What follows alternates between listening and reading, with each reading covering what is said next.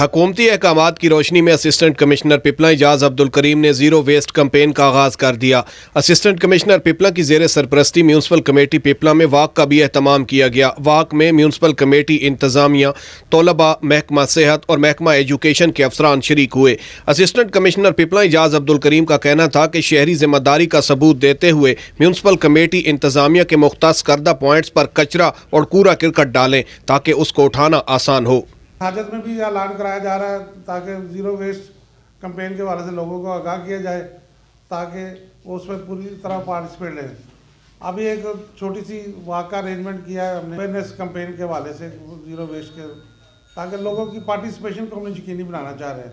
میری انجمن تاجران کے 200 سے اپنے دکانداروں کو کہ غلطی ہم سڑک پہ نہ چیزیں پھینکیں، جہاں پہ اکٹھا کر لیں، ہمارا اسٹاف وہاں سے کلیکٹ کر لے گا۔ اسسٹنٹ کمشنر پپلا کا مزید کہنا تھا کہ زیرو ویسٹ کمپین کے ذریعے تحصیل بھر میں صفائی ستھرائی کے انتظامات کو مزید بہتر بنایا جائے گا۔ زیرو ویسٹ کمپین 12 مارچ تک جاری رہے گی۔